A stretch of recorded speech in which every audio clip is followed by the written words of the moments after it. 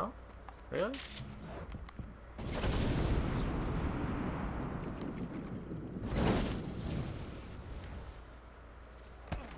Keep collecting these until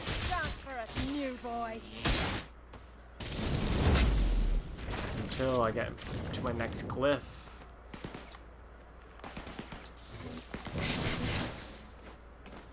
Well, that's pretty powerful if you ask me.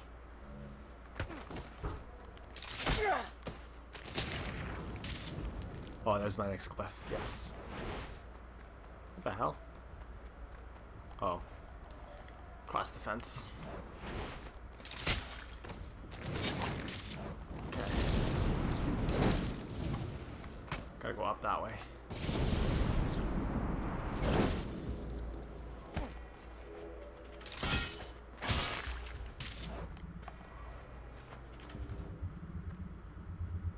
Where to?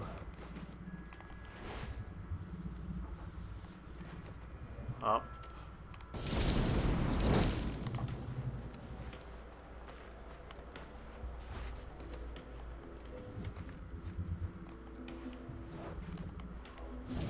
This way.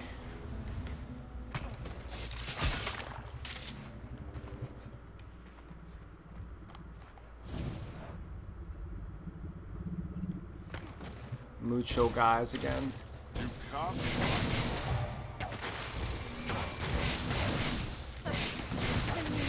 Whoa, whoa, whoa.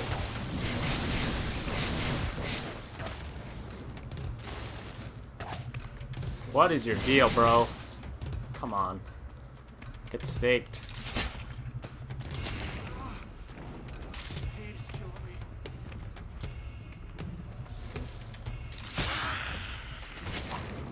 What is she doing with all these people?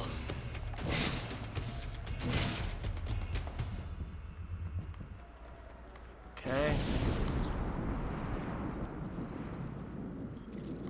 Keep following the jars. They seem to be a good point.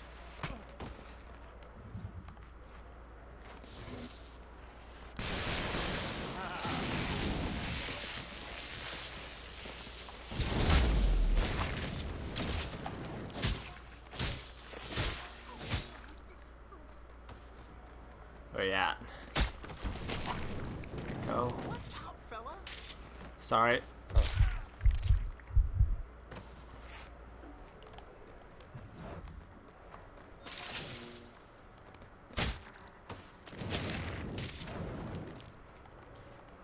There's my jar.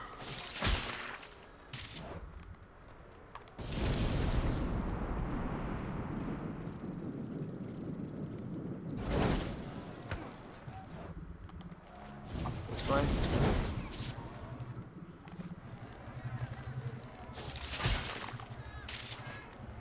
Come on.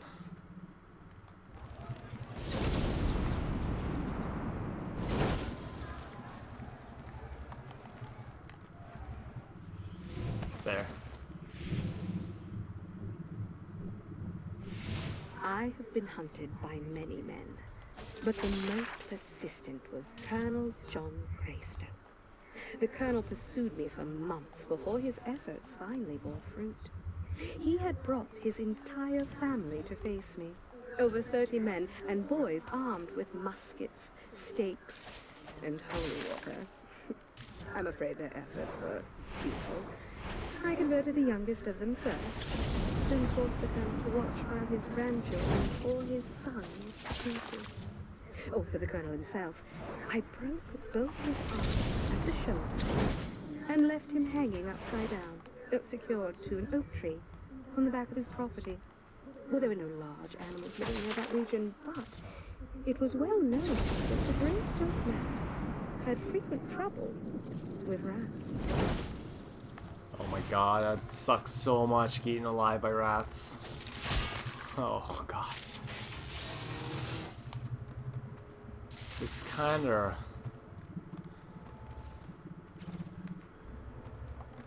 Where are we going now?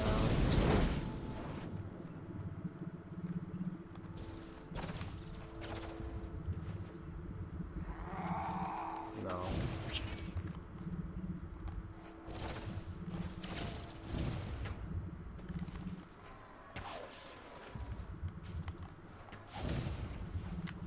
going here. You point this way.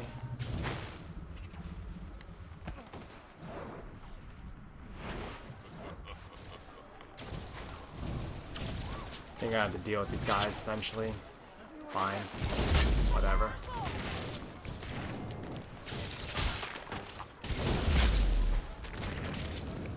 One more jar to increase. There. Down there.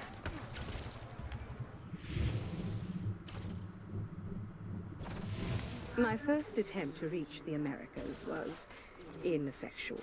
I knew I would need sustenance for the long journey, so I sought passage on a crowded slave ship that was captained by an arrogant and vulgar chief. I avoided his company during the day, and each night I would sneak below decks and draw blood from the wretches chained up in the hold. After less than a week at sea, we were forced to return to port because the fool slaver had murdered half his crew for insubordination. I happily parted company as soon as we docked, but not before I'd finished my work among his cargo. We sailed away with his boat, still full of slaves. But he was no longer their master. Local legend says the slaver's body was found floating in the harbor the next morning, so full of holes and emptied of blood that even the sharks had been unable to detect it. Okay, 2 more of these things. Then I will. Then I guess we can progress the story. It's kind of a chintzy way to prologue a game, but what can I do? There we are. More jars.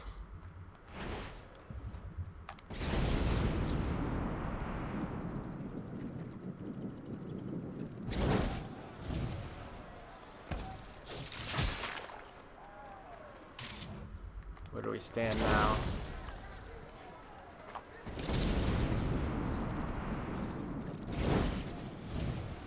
I'm be so pumped up for a vampire blood by the end of this. It's not going to even be funny. Oh, my gauge is almost already full.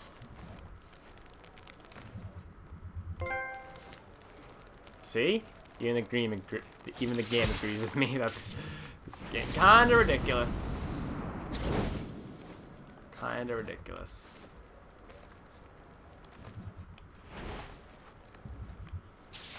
Down there.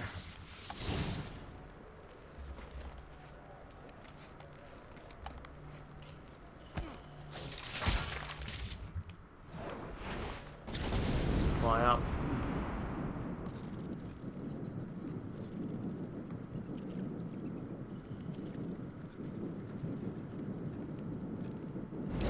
Really hope we can do this in the next game, even though it's almost impossible to do it without making the game completely unbalanced. Alright, next one.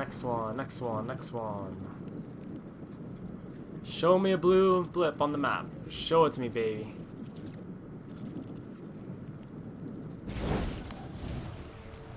Didn't show me it, but did give me this.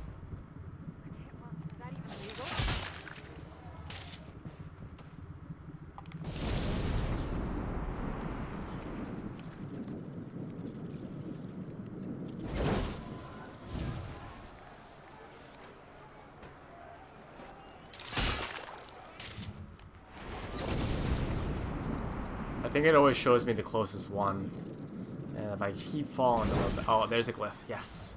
So let's say if I keep following them, then I'm bound to eventually head over a blue glyph, like right here.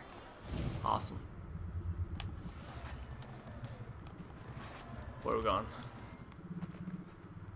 That way. That away! All signs point north. I'm not even 100% sure if that's north or not, in all honesty. Just following directions.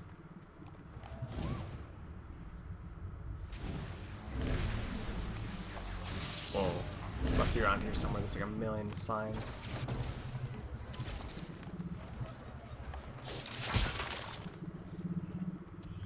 There it is. I was especially ravenous this evening, so I decided to forego stealth altogether. I knocked at the door of the first house I came to, and as soon as they allowed me inside, I ravaged them without hesitation. The family was large, both in stature and in number. I consumed the mother, the cook, the gardener, and had just finished the last of the 7 children when the front door burst open. The doorway was filled by a massive man in white clothing that was stained all over with blood. His large, meaty hands were also tinted red, and the right one held a large cleaver. The look of shock on his face was matched by the surprised smile on my own. I had apparently chosen the home of the town's butcher. He screamed in anger before succumbing to my bite, but for a moment I knew he had felt the same thing I had, a surprising sense of kinship. This lady is so screwed up. I don't even know what to say.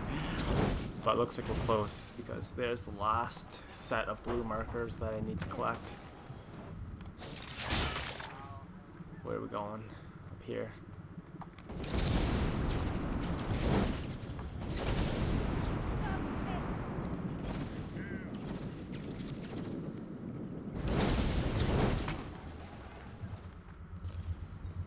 Back at the cemetery again.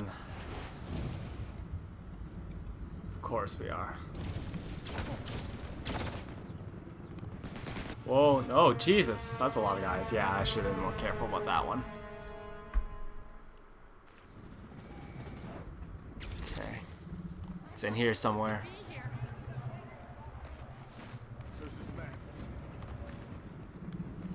This is madness, he says. No. This is Sparta.